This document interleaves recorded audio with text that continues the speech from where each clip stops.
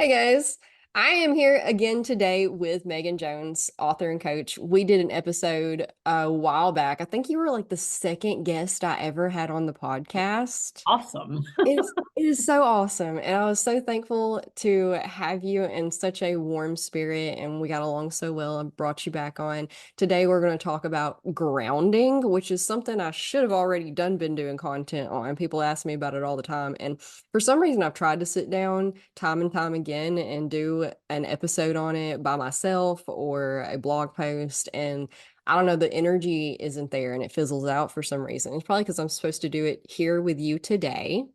Probably. We have and ironically enough, it's something that I need today because we have storms coming in, and I live in Tornado Alley, and so it's tornado season, and the schools are getting out early today, and I just get really anxious. And I know a lot of people feel the same way, not only about storms and like situations that arise, but just generally. Yeah. Well, and right now, I mean, there's so much going on. I'm not super knowledgeable about the planets and stuff, but I know Mercury is retrograde. I know there's stuff set up above us like it's never been set up before. That's, kind of discombobulating on its own. So if you know storms are coming and then people run like low key anxiety daily, Mhm. grounding is really important. Or high key. Yeah, or high key anxiety. I know I used to, I built my entire platform on trying to heal my own anxiety. And I was so bad that for the longest time, the only way I could explain it to people was that it felt like I was going to dematerialize at any minute. Like into like a pile of dust. Yes. Yeah. Oh. And it's so rough and people run it around anything and then it's chicken and egg. It feeds itself into anything else and then it literally feeds itself into your food choices and talk about not grounded. Yeah, that's rough. Yeah. So food is a great way to ground. There's a whole Food's a great way. I've got like six or seven in my head when you just said the other day we were like, what are we going to talk about? I mentioned things and you're like grounding and all this stuff pours in my head. But food, a really, really great, super easy way. And then we could talk about other things too. But with food, well, okay, there's like multi layers to food that are coming in now to share. But the first really blatant one is root vegetables. Go into all the grounding food, like carrots, parsnips, turnips, rutabagas, beets. Eat the beet greens. Like you could make like a sweet potato, beet green, you know, thing. There's like anything. Munch on a carrot, a purple carrot while you're in the car. I know that Brussels sprouts are not roots, but like those are also really like hefty grounding veggies, but eat your root vegetables. Even I know that like spring is not root vegetable like circadian rhythm Ayurveda season, but it to ground, eat the root vegetables for sure. Yeah, I mean, so definitely you need more grounding and rootedness in the Yes, winter because, again, with the Ayurveda, you have more Vata air energy exactly. at times, so you need to counteract it. And that was what my problem was, is that I was very, very Vata. I was just very air energy, lots of air energy, which is, airy and floaty. So you have to counteract that with the earth energies. Yeah. But I mean, carrots are in season. Carrots are in season. Exactly. And I mean, any color carrot, make it fun. Purple, yellow, orange. Any carrot, any color beet. If you had like, I mean, lentils are not, they're not like, grounding root vegetables, but like a nice lentil, sweet potato, beet green, you could just trick it out. It would be beautiful. Any color sweet potato, purple, right? Everybody thinks sweet potato, they think yam. But like there's purple ones which have antioxidants and anti-aging, and we could dork out about that all day, but we don't need to. But the root vegetables go into those. Yeah, no, it's so, I don't know, is it a conspiracy that there are thousands of more food options, like from the earth food options than are presented to us? You go to the grocery store and, well, I don't know how it is where you live or how it is other places, and it's going to vary from location to location. But and food deserts are a problem, which is probably where I'm more leaning to in this conversation right now at this point. But you go to the grocery store and there's like 50 options tops, and you got like three different kinds of potatoes, and that's it. And there's one type of carrot, and that's it. So like it can get really hard to find what you're Yeah. looking. Well, and I mean, I go to multiple stores when I shop because there are things that I get from this store or that store. Like one store, yeah, only has like three types of potatoes, but then and including just only the orange, you know, regular looking sweet potatoes. But then you go to Trader Joe's or the Whole Foods or a different store and they'll have, a broader variety. So you don't have to go to a store that you don't want to, but if you know that they have like five or six varieties of sweet potatoes, get your sweet potatoes there and get the rest at the other store. There are thousands, like you said, I mean, there are rainbow colored radishes, there are rainbow colored carrots, there are multiple colored beets, there are multiple colored sweet potatoes. Like most things, well, they're cauliflower, right? That's not a root vegetable, but there's like purple, orange, white, and they all have different phytonutrients, right? The colors bring us different vitamins. We don't have to talk on this food line forever, but like there are different variants. And for example, if you're having like a burger night or a something night, and instead of French fries, make like rutabaga fries are delicious. You'll never know the difference, or they have like another little twang, or cassava root, or yuca fries, or um turnips are also really sweet if you roast them. You could roast turnip fries. There are so many different things besides like the three types of potatoes you might be presented. Yeah, it is. I used to for a while there, every time I went to the grocery store, I would try to get a vegetable or something in the produce aisle that I had never had before. Yeah. And I'd go home and like research the Pinterest recipes for that thing. And parsnips is something that really, so, I mean, They're so don't get me good. wrong, a lot of that stuff died in the fridge, good. I think that's common. But you have to do that a few times, you have to be willing to risk it dying in Yeah, the try one, like you said, one each time. And I mean, I grew up in Midwestern, I grew up in Minnesota. Like there was not a lot of branching out with the food. It was Mhm. very Minnesotan food. So the first time I had a parsnip was when I was, I think, in my 30s. And it tastes like Christmas. It tastes like a spicy, like not spicy hot, but like a well-seasoned, well-spiced carrot. Yeah, It was delicious. It really surprised me. that's exactly what they taste like. Yeah.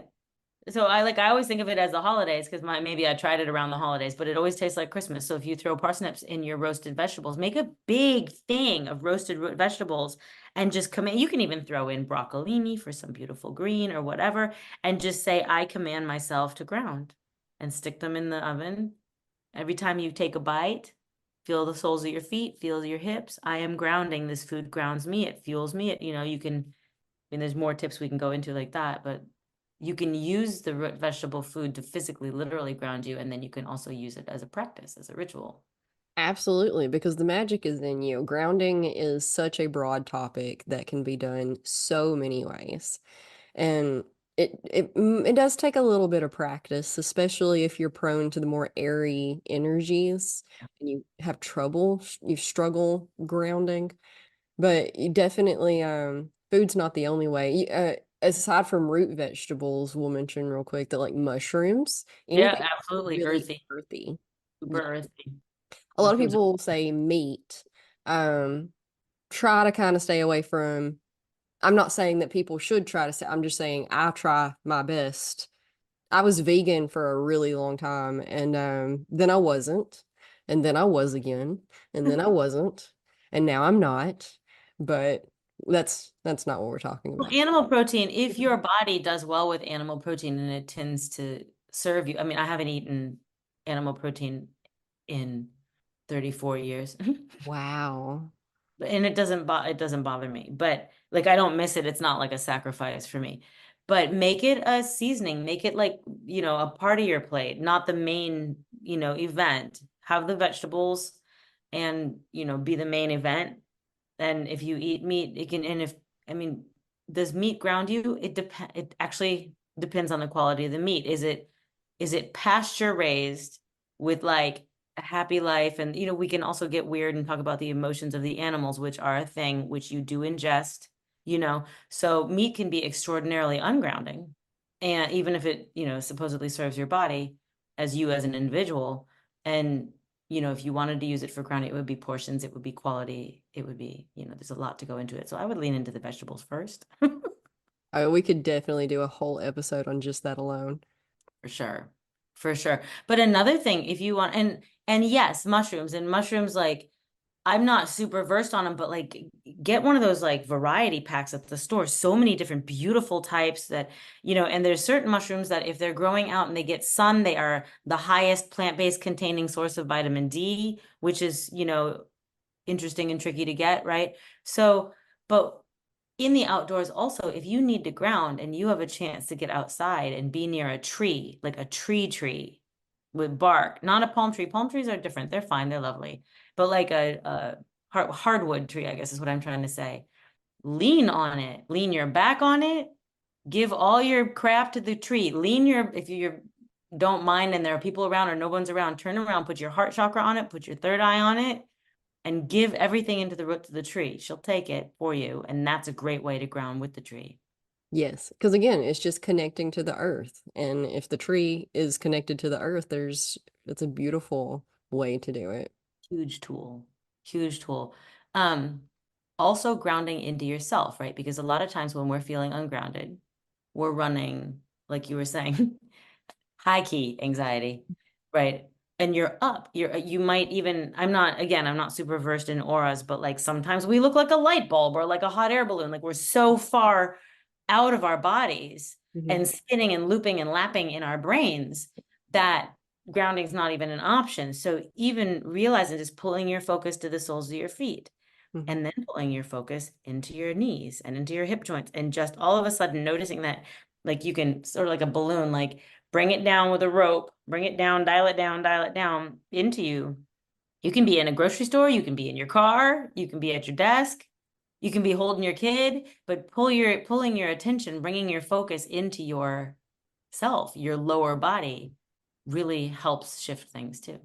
Yes, that is one of the biggest things that I teach in my yoga classes is grounding in that sense. It's because people get weird about it and they think it's woo woo or and they're riddled with anxiety, but don't come at them with some grounding technique. What is it? Meditation? Meditation's communing with demons and That's right. That's right. I don't want no part of it. But no, so I try to make it not scary sounding for people. Literally all it is I tell people that there's too much going on in the top half of your body, and that's where your head is, it's where your thoughts are, it's where your senses are centrally located, but there's a lot less going on in the bottom half of your body, which is closer to the earth. And there's probably some scientific stuff with the magnetic fields and, the being closer to the earth because you can just go sit on the grass, Yeah. touch it, and that's grounding. And then Yeah.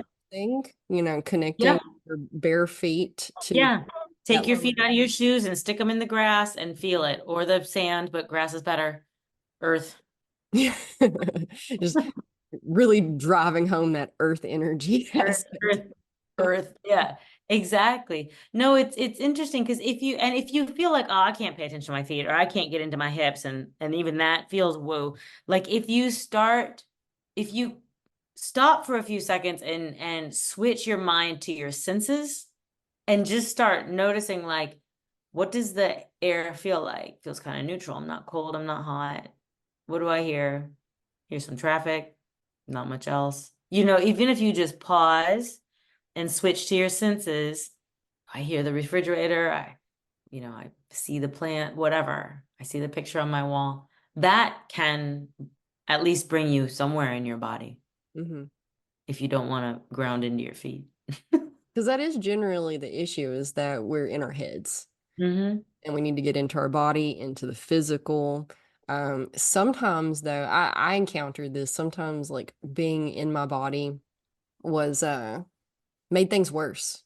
It felt like too many things were going on in the body. Which means then I've actually done a live on this, I think a long time ago. Maybe it's some live I need to do again, but like using exercise to ground, right? Yes. Because it's like thousands of years ago, didn't the yogis created yoga to get the wiggle worms out of your body to be able to sit in meditation, Yes. right? So if sometimes you pull into your senses and you pull into your body, your focus into your body, and you're like, I'm more comfortable, uncomfortable, that's when you're like, okay, that's a great awareness. Celebrate that discomfort and exercise it out. Doesn't matter what it is for you. It could be dancing, running, walking, swimming, biking.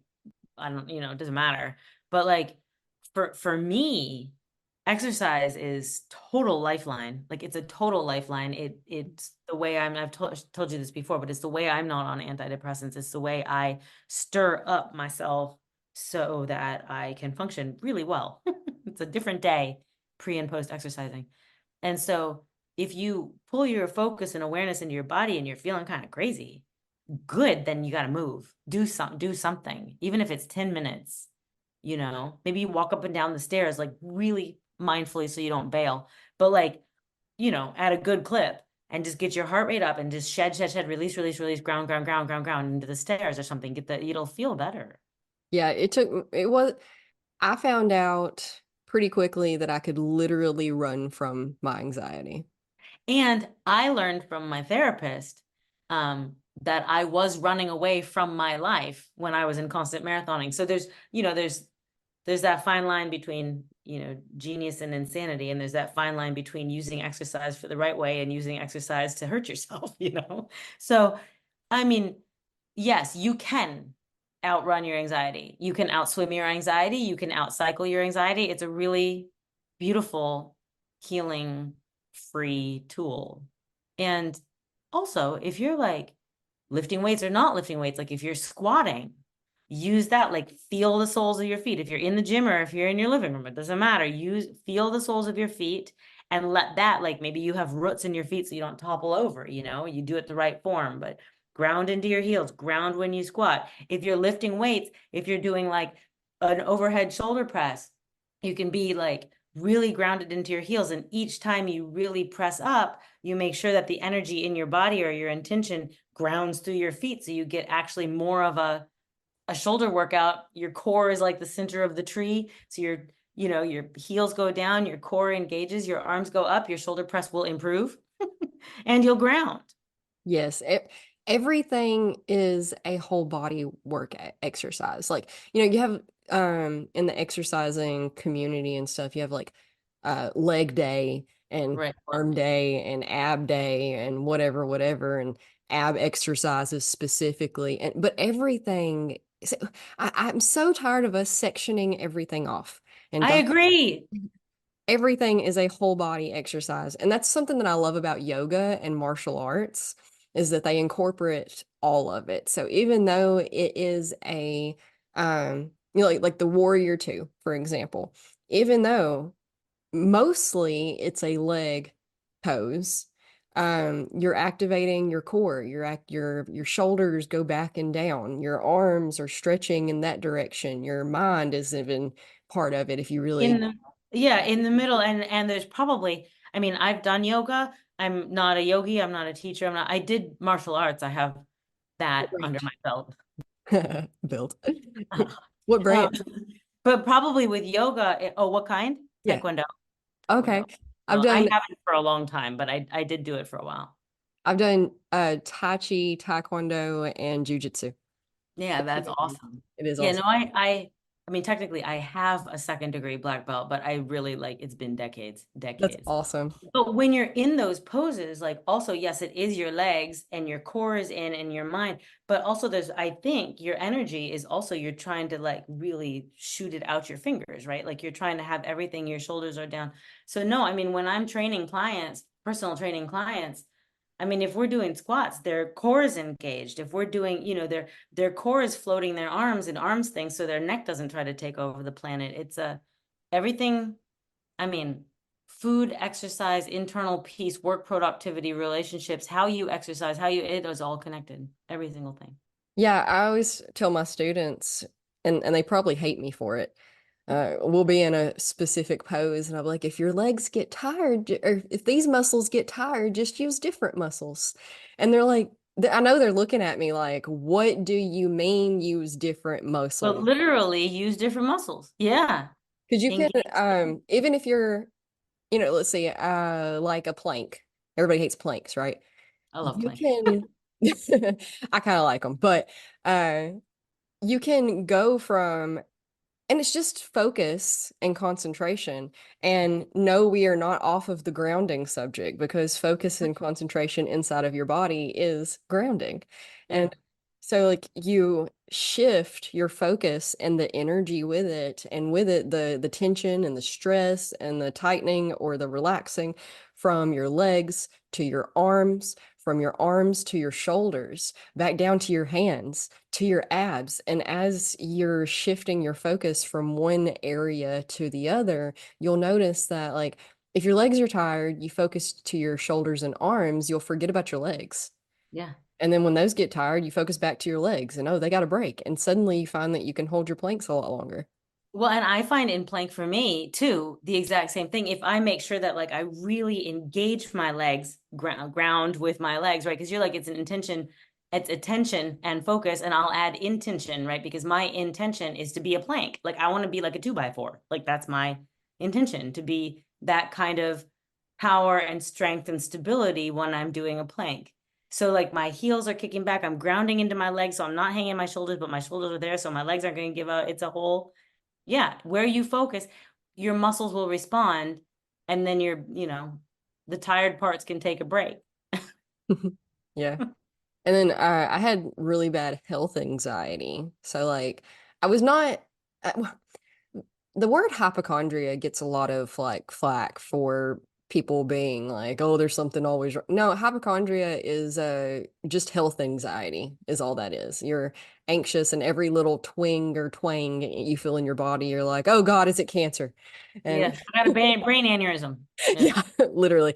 Um, but exercise helped me tame that a lot, because and so did food, because well, if I'm feeling anxious about my health, then there's nothing better than to work on strengthening your body or giving it something you need. I always also equate everything to a video game. Like, my body is a video game character, and just like some of these video games, you have to feed your character certain foods to for health and stamina. Yeah. It's like a power pellet. I mean, I'm, you know, older, but like when the ghosts in Pac-Man, like if you eat that Pac-Man power pellet, then the ghosts turn invisible and you can go out like because you have to think of, I mean, food is not like medicine, food is medicine. And so if you have health anxiety that runs, then you want to fortify yourself Hmm. and you can lessen your anxiety. And literally, I mean, exercise, meditation, literally, physically, provenly, scientifically help lessen anxiety. And so does food. And then the whole thing. So, yeah, if you picture your body as a video game character and she needs this to get to the next level, yes, she actually does. Hmm. And also if people are like, oh, I don't know about that intuitive eating, or I'm not really intuitive, or I don't know what I think, and tell me what to eat, and your intuition will clear up Hmm. as you ground, as you're more present in your body, as you're actually more strong and powerful in your body, and you feel healthier, you're healthier, you look healthy, the food you eat is feeling beneficial, then also that the other senses that you do have intuitively, everybody has some, um, are more free. The channel is clearer. Yes. The fortification too, the vision of that, like, imagine there's a shield around you. Yeah, it is literally a shield around you. Yes. Because And your skin is your shield, and you have like, and then your energy field is more clear and mhm. more strong for those of you who believe in that. But I really do believe that like it clears up a lot of the TV static inside and out. Yeah. I for I I talk to skeptics all the time because I am a skeptic. I'm not I don't You have to be. Yeah. Yeah, I don't come at any of this with like a woo woo whatever, but also it's okay to be delusional if it helps you get through. Because have you heard of the placebo effect? Have you heard of the nocebo effect? Right. Our mind is powerful, and it's proven that our thoughts can create physical manifestations in our body. So if you're always worried about your health, then chances, if you're always worried about getting breast cancer, there's a good chance that you're manifesting that. And that's It exactly can what you're be a self-fulfilling prophecy. Yes, that's the words I was looking for sure. And so if that's possible, then deciding and if you want to say that it's delusional, then whatever, it helps. It doesn't matter that it's delusional. Be delusional. Believe that every stem of broccoli you eat strengthens your force field and keeps you immune across the board to all the diseases and all of the cancers and all of the whatever, then that's totally okay. Yeah. Well, and it's not delusional because it's real. Like if we, I used to, we used to do all the different things because you think you're being healthy. Like I used to, for the first thing I put in my body every morning, I'd take a glass of water and open one of those like emergency Yeah. packs, stick it in the water and chug that. That is all chemicals. There is nothing real in that. It's chemical vitamins, it's chemical whatever.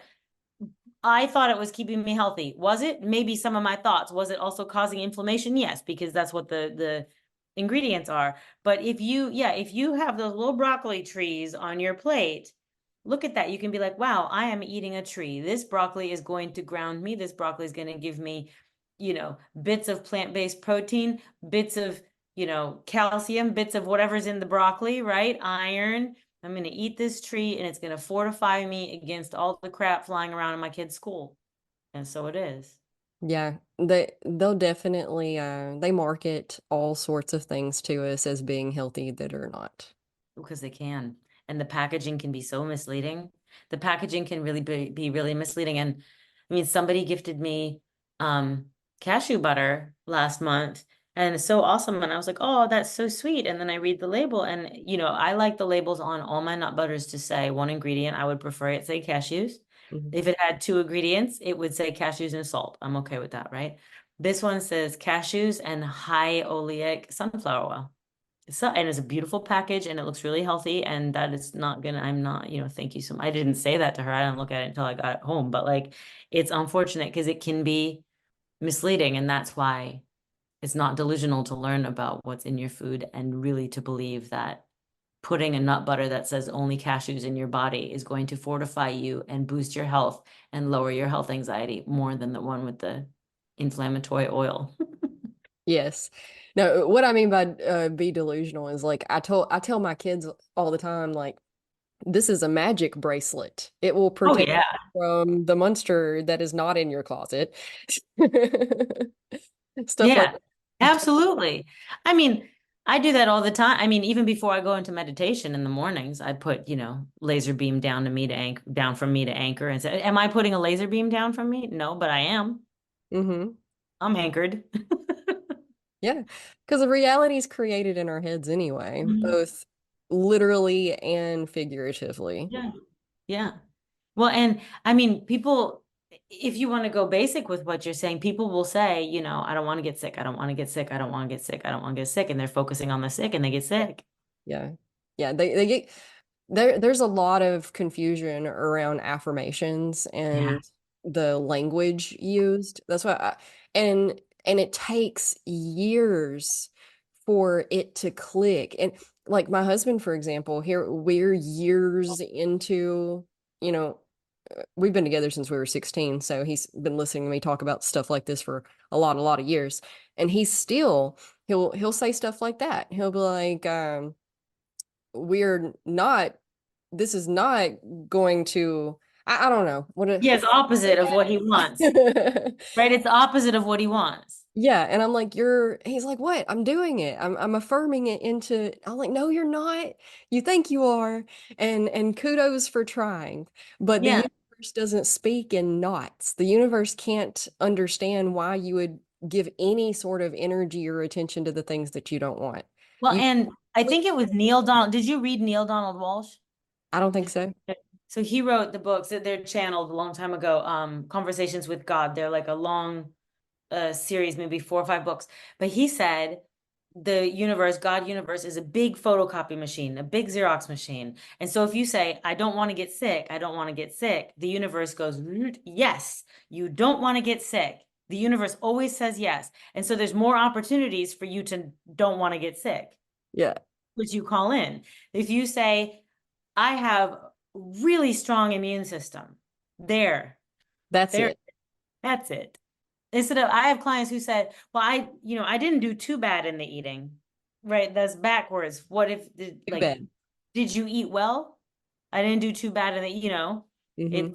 it's backwards from what you actually mean, except it is what you actually mean because you want to backpedal because, then you haven't completely failed instead of, That, I did have some success. It's just, it's double speak. yeah. We want to give ourselves an out. Like, and it's subconscious and it's cultural and it's societal and it's just how we've been raised. And a lot of people will tell you when you really start studying language and how all of this works, a lot of people will tell you that the language was formulated to keep us manifesting bad things and things that we don't want. Well, and small. Yeah. That I've heard it from multiple people, but and I know it applies across the board in languages, but spelling is a thing because it's a spell. Like Yes. words and thoughts and feelings and everything, they are magic spells, and you're casting them all day long, whether you're a Harry Potter muggle or a Harry Potter wizard, you're casting them all day long. And so you really want to say things intentionally. You want to see things on purpose and you want to, I think it's your group that's called healing myself to heal others or healing ourselves to heal the world, right? Your everyday speak can heal yourself or go the opposite direction. You get what you focus on, period. And if you're focusing on not wanting to get sick, you're still focusing on the sickness. Hmm. But if you're focusing on grounded, so you need to practice complete and utter ignoring of the things that you aren't interested in and don't like and don't want. You know, stonewall your own thoughts. Just like when a negative person comes up to you and they start complaining and complaining and complaining, most of us are going to look for the quickest exit and excuse to get out of there, right? You got to do the same thing with your own thoughts and your own words. So And instead of like, huh? change them. Yes, change them. Focusing on, go ahead. Yeah. So so when you're like ignore and stonewall, completely agree. Make sure you shift into neutral because there's a difference between like again, it's the thoughts and it's the energy and the focus behind it. There's a difference between like resisting, like putting your arm up, like no, you know, to something, or just being like, that's actually not in alignment with me, and like neutraling out and going towards what is. Like you're like, if there's somebody coming up to you and it's super, super negative, you're going to look for the nearest exit. And that exit doesn't have you resisting that person. That exit has you like piecing out completely from that energy, separating from that energy, instead of Mhm. being there saying, I don't want this energy. I don't want this energy while you're still staying there, right? You just literally change locations in your brain or change thoughts or choose. Yeah, finding neutrality is a good way to it's acceptance and um the practice of unattachment. And have you heard of the gray rock method? No. It's another mode of dealing with people. This is usually aimed at narcissists. When you find yourselves uh, confronted with a narcissist, the gray rock method is to just kind of be as boring as possible. So as neutral as possible. So you're giving really short answers. You're like, okay. And you're like turning away and that's how you got to be with the things that you don't want. We want to focus so much on the things that we don't want. We're really good at focusing on the things that we don't want. It's a survival instinct that we carry from, ancient times with us. It was when we lived in huts and caves, it was really important to be aware of the things that you didn't want so that you could avoid them. But Yeah. nowadays, we don't really have to worry about that too terribly much. So we got to focus on the things that we do want and give all our energy and attention to that. So we're wanting to ground. So you don't want to be like, my anxiety is going away, or I'm trying to get rid of my anxiety, or, because then you're still focusing on the anxiety part. You need to find a neutral space of like nothingness Hmm. which, now we're coming on to the meditation of clear your mind, which people laugh at, and I totally get it. You don't want to, even that, the effort of trying to calm your mind just kicks up more stuff because you're Right. focusing on your Because mind. yeah, exactly. So if you because there's neutral, right? And there's calm and there's ease and grace, and we know what that feels like when things are nice. Some people picture it being on a boat with, carefree, so to speak, and some people picture it like me up in a mountain or something. But that blissful space, that's where you're after, and that's what it feels like when, and it's not woo woo to clear your mind. Your mind is a tool just like your hand. So I move my hand, I don't move my hand. I think, I don't think, I think. I'm the one thinking. So I can choose to think, I can choose not to think. But most of us are so trained that we allow our brain, we think we are our brain. But I think I am my brain, but I am I, and my brain is my brain. And I'm not. So that's the importance of knowing that you can have space between thoughts. You can have neutral space. And then, I'm trying to work on my anxiety, or I'm trying to lessen my anxiety. Yes, anxiety is still in there. So to ground it would be I'm grounding my feet into the ground. Hmm. I am calm. I am neutral. Hmm. I'm feeling easy. I'm feeling centered. The I am statements are powerful. I am trying. In my opinion, I read something and I really believe it. Trying means you're not committed. Yeah. I'm trying to eat healthy. You say, I can eat healthy. I do eat healthy. I will eat healthy. I want to eat healthy. I eat healthy. There's many different ways to say it besides always throwing in try. But you said we always want to give ourselves a way out. Hmm. And so when you say, I am trying to work on my anxiety, that's exactly on point with what you were saying. That's a good, safe way out to stay where you are because that's familiar. Hmm. Yeah, taking trying out entirely. I am working on eating healthy. Does that mean I hit it perfectly all the time? Nope. But I am working on it. Hmm. And I will, and I want to, and I can eat healthy. Hmm. I choose to eat healthy. I love eating healthy. I mean, there's so many different ways to say it without the try. And people think that they're giving themselves credit when they say try, but they're giving themselves credit to the door, to the way out. Yeah. And that's, I mean, this is all about the words that you brought up, the words. And the words can also unground you because if you're always focused on giving yourself a trapdoor, not a trapdoor, but what am I looking for? What's the word? Like swift exit. What's it called? An out. There's some word for it. But like if you're always looking for like a way out, that's really always hovering.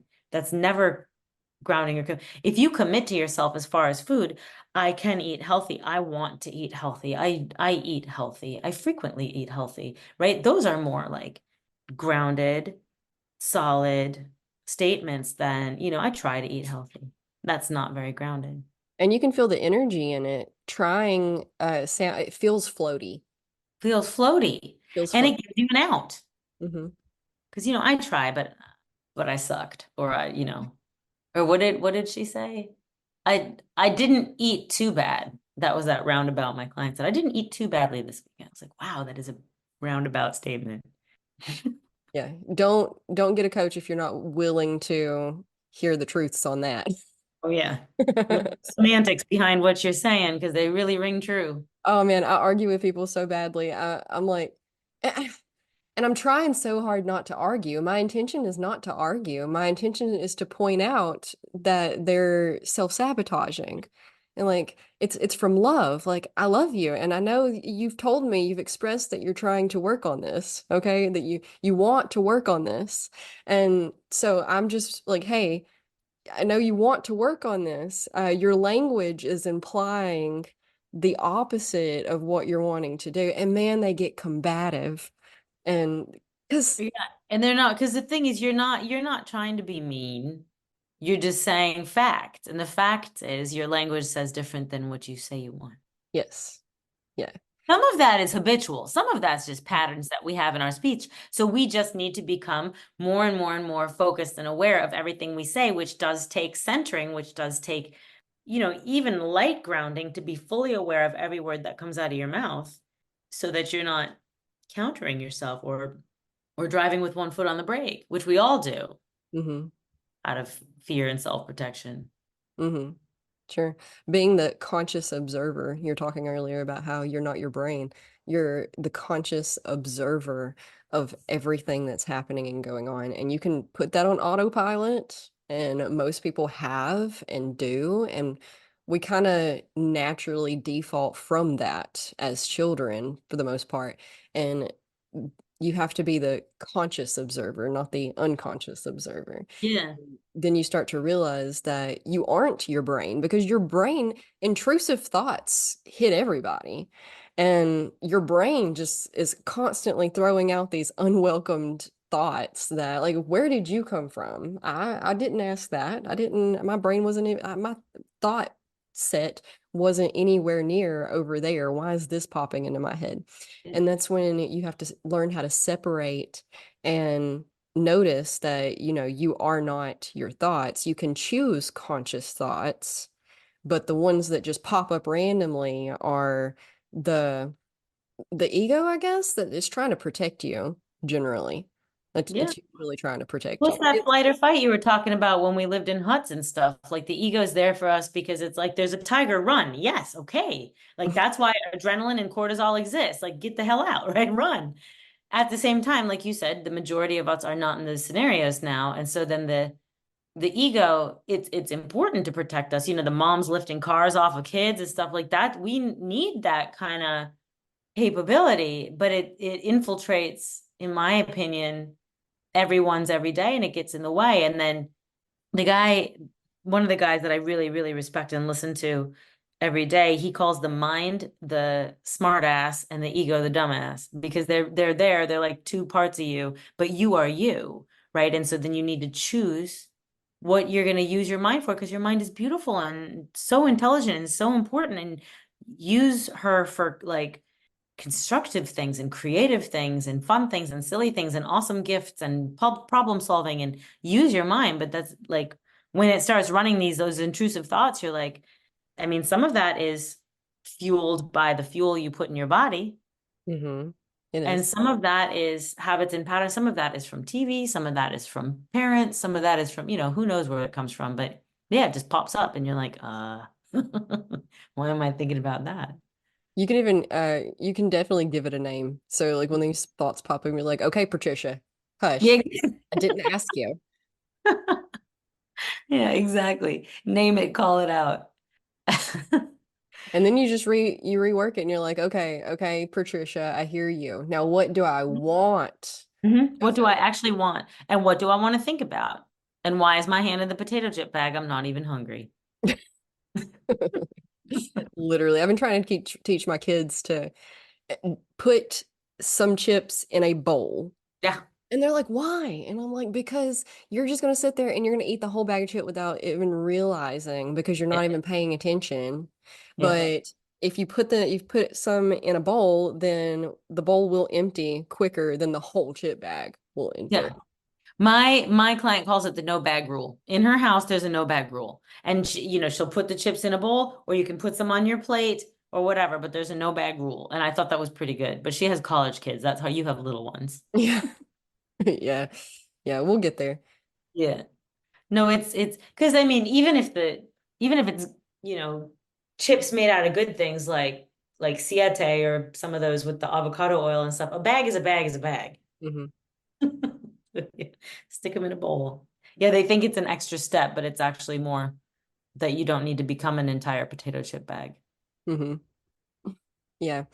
Um, Going back to the clearing our minds and stuff though, that's Mhm. why I tell my clients to focus on the spaces in between thoughts and make them bigger. Yeah. Because again, grounding is just being in the now as much as you can, just being completely in it, engulfed in the now. So in the physical, in the what's going on in front of you at the moment, because usually our anxiety is us living in either the past or the present, or I mean the future, and we need to stay in the present. And if it's in the past, there's nothing we can do to change that. We just have to learn how to, work towards acceptance of the fact that it happened. And you can even rework that and going back to the delusion and stuff, you can tell yourself a different story if you want to. Well, and you can say it's okay because even if it doesn't feel good, like there's a little tip I have like on this now thing, which I'll share, but like the past was the past. And even if like something was hurtful, I mean, yes, it was hurtful. It doesn't negate it. It doesn't make it non-existent. If you say it's okay, why is it okay? It has to be okay because it it was. And like you said, the future's not here, the past not here. The only thing that's here is now, and then now and then now, literally, and then the future will be now. There only is now. So if you, it's not acceptance as in like, Wile E. Coyote, the white flag, and the, cartoons with Bugs Bunny cartoons, like surrendering and then have a rock fall on his head. It's more just like it did happen. It happened. And it's not happening now. And so you just say it's okay. And pulling into the moment, actually, one thing I like to play with is asking, what is the purpose of this moment? I'm sitting in my chair. I'm looking at Savannah. What is the purpose of this moment? I'm picking up my glass of water. What is the purpose? If you just look at the purpose of this moment, if your mind is spinning or Patricia's being bitchy, you just check what is the purpose of this moment. And some of my clients who run anxiety, the purpose of this moment is sitting in the DMV and waiting my turn. The purpose of this moment, because you can have anxiety out and about or in your house. And we'll miss the purpose of the moment because we're fixated somewhere else and what ifing. Hmm. And granted, I talk all the time about how anxiety is not only due to overthinking and overactive minds. If you're like, because I had that anxiety for a long, I've had all the anxieties for sure, for sure. I don't think I've missed one yet. I think I've collected all of them. Um, Pokemon, gotta catch them all is what popped That's in. right, exactly. But for a long time, I would. I'd be anxious and it feels like I'm trying to crawl out of my skin. And my husband would be like, "What is wrong?" I'm like, "I don't know." And he's like, "Well, what's going on in your head?" I can't pinpoint anything. I can't find any reason that like I'm just cooking dinner and I was fine. And It's a then physical pattern. and then out of nowhere, well, mine was allergy Hmm. based. And that's what people don't realize that anxiety is your body's alarm system that something is wrong, but it's got the same alarm system for whether if something's actually wrong or if we're worried about something or if we're just having allergic reaction or we got a hold of too many toxins because our food and our self-care products are full of them. Well, I know somebody who often mistook hunger cues for anxiety, like it was mixed in her because she struggles with anxiety, but she would not time lunch right. And so she would always feel like her anxiety came around this time of day, but it was a hunger cue she was missing, was not an anxiety cue, but it felt the same. Like you Mhm. said, it feels like it could be allergies, it could be toxins, it could be whatever it is, and anxiety feels like anxiety. Hmm. Yeah, and so that's why it's good to have all these grounding techniques in your toolbox so that no matter what kind of situation you're dealing with that needs grounding, you can start pulling things out. Because with my allergy toxin based anxiety, all I could do was ride it out. And like there was a couple of times where I was like, it gets really cloudy with your intuition and stuff. And you're like, I kind of like, do I need to go to the ER? I feel like I might need to go to the ER. And it took me a while to like figure out what was going on. And it was not, it didn't need an ER visit. It just, I had to ride it out. And that's, again, you have to really learn how to talk to your body and so that you can differentiate a time and need to go to the ER and what is no, it's okay. You're just having a feeling right now. You're having feelings. You're just feeling some things. And if we can just breathe deeply, relax your shoulders, go outside and touch some grass. And it's amazing how that actually works. You It's go outside. amazing how it actually works. Yes. And touch the ground and touch a tree. And the beautiful thing is, like you said, you have to actually learn how to get in touch. And that's the whole thing with listening to your intuition and whether intuitive eating or exercise. If you're in a state where you don't even know if you need to go to the ER and you feel like you might, and it feels awful and crazy. And if you've practiced when you're not feeling that like running, where you pull into your feet and you're out with your feet on the earth, or you're with a tree, or you're eating nice root vegetables and very intentionally and consciously and awarely eating root vegetables, those things, all of those will clear up your knowing, where you can check in and say, do I need to go to the ER? You might hear, yes, go, but it'll be from a place of clarity and self-support and, intuitive hits from guidance, if you believe in that. It will be more clear that yes, you do need to go to the ER. Or like with you, when you're like, no, I just need to ride this out. I need to let this pass. It's a wave that's up to move through, to release. I'm going to breathe. I'm going to sit with my feet outside. I'm going to have some tea and I'm going to be okay. You need the space to receive a message that you do need to go to the ER or not, Mm-hmm. to know if you need to make that decision. It's not going to be always a don't go to the ER, but it will be a lot easier to know if you should, if you're not in, knots. Mm-hmm.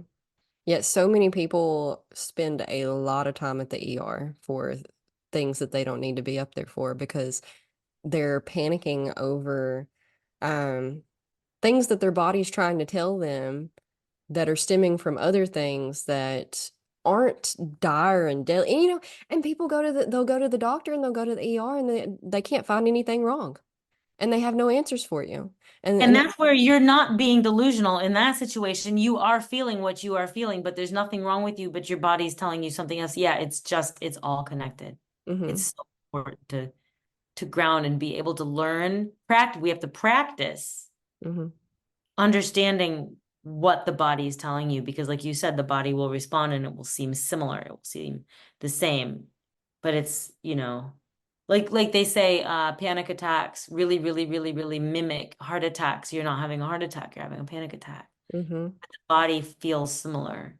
Yeah, no, it's more than just, a woo-woo spiritual thing to ground. It's actually kind of a life hack. Yes. Yes, you really and practicing you do not have to carve out a hour a day or a week or whatever. People think that practicing grounding and meditation and all of these things take a chunk of time, but you can practice any second for 30 seconds anytime you think about it, no matter what you have going on. So like if you're in a business meeting and you're bored, you can practice then. And if you're sitting at the DMV and waiting for your turn, you can practice then. If you're at going to bed at night, that's the perfect time. You lay down and so many people struggle going to sleep and having insomnia and stuff, and that is a perfect time to practice because get to where you're falling asleep easier and Yeah. better and sleeping. Well, and we could do an entire episode on that, like how to put yourself to sleep, how to get back to sleep if you wake up, and how to consciously wake up in the morning and choose and shape your day. Like that could be a whole nother thing, because and all of that does circle around grounding. Hmm. It does. Being in the present moment. Showers, that's why people have their best ideas in the showers because there's less distractions. And that's what you're trying to do with grounding is you're trying to minimize distractions, but also purposefully distract yourself with certain things, like focusing on your feet or your breath or relaxing your shoulders, your face. Tapping is great. So if you have Yeah. a hard Right. time getting your focus into your lower half of your body, you can like tap on your my hips all the time. I'm always like punching them, but like Yeah, steady, like tapping. rhythmic I mean, tap. there's the EFT. I'm not certified or versed in it, but there's a whole, you know, genre of tapping that can be so beneficial. And there's also like it can be tribal, but the breathing where you breathe in and your arms scoop the air. And then if you're like in public, you don't make a noise. But if you're alone, you can push your hands down and ground with your like air. I mean, it could be It could be in a dance class, it could be in a yoga class, it could be in your bedroom, it could be whatever. But like really filling your lungs with air and literally just grounding.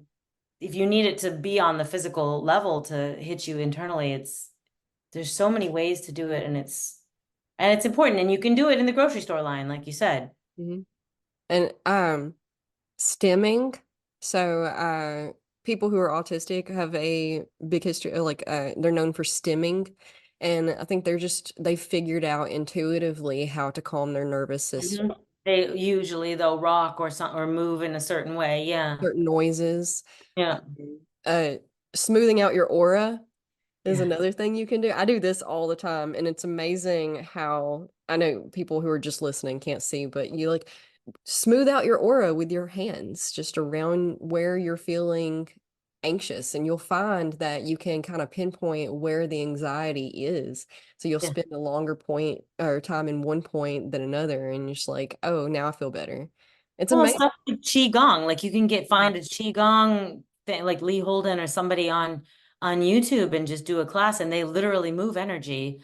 And it's, an ancient slowed down martial art. So there, if you don't believe in energy, you can just do the motions and it will still benefit you. But yeah, it's not, I mean, it can be seen as like super spiritual woo-woo, but it's not super spiritual woo-woo. It's actually a thing. Yes. Basically, you could just consider it calming yourself down, but you want to calm yourself down on all layers. Yes. Now, I always tell people my whole philosophy with a lot of things is won't hurt, might help. So, Yeah. there's always something else that you can try. Just if you're not giving up, then you're doing great. Well, it's the same thing with the vegetables you were saying earlier on, right? Won't hurt, might help. Might like this vegetable, might hate it, but I'm gonna try it. Yeah. And then try it again if you do hate it because you haven't I promise you you've not cooked Brussels sprouts all of the different ways that there Yeah, are to cook exactly. Brussels sprouts. Yeah. And you might like something like, I don't like raw broccoli, but I really love cooked broccoli. So if I only knew that there was raw broccoli, I would think I didn't like it. And then our taste buds change. Especially when you clean up your eating, your taste buds really change. Gosh, yes. Can't even eat any processed anything anymore. It's like this is straight chemicals. Like, yeah. Well, this has been fun. It went by really quickly. I know. Oh my goodness. We have a good time. We have a lot of topics we could talk about. We do, yeah. I think we did pretty good about staying focused, but we can definitely spin off on another one day if we want to. Y'all let us know. Let us know what y'all want to hear us ramble about for a For while. sure. For sure. I'm in. So, again, tell everybody where to find you. And you have another episode on the podcast that people can go find if they enjoyed here. And then you I have do. your That own was episode. fun. What was that? Like a year and a half ago or so? Oh, yeah, it was a while. I I don't know. remember it was a while ago. But my name is Megan Jones. You can find me on Facebook, my Meghan Jones, and on Instagram, I am at wellness underscore on underscore purpose. Same on the YouTube. I think the same on TikTok. You can find me in all different places. My private Facebook group in Facebook is Eating Healthy and Finding Balance. And believe it or not, it was quite a while ago, but I made a video um, that's 4 mini tips for regrounding and recentering any time of day. And I could totally give Savannah that video link and she could stick it in the call notes. Because I think it's like really brief video. So I could do that and give you guys like a little mini video of grounding tips you can play with. Absolutely. Mhm. Could do it. It was June 23 is when we did our last episode. So almost a year, Oh, a year. Yeah. Yeah. Oh, wow. which That's is fun. probably around about when this one will release. Probably, it takes me about a month to get these out after I Yeah. record them. But Very cool. yeah, Yeah. It's so nice to see you and so nice to talk to you. I mean, I get to see you on the platforms, but not really. yeah, yeah. Grateful. All right. Well, y'all have a great day.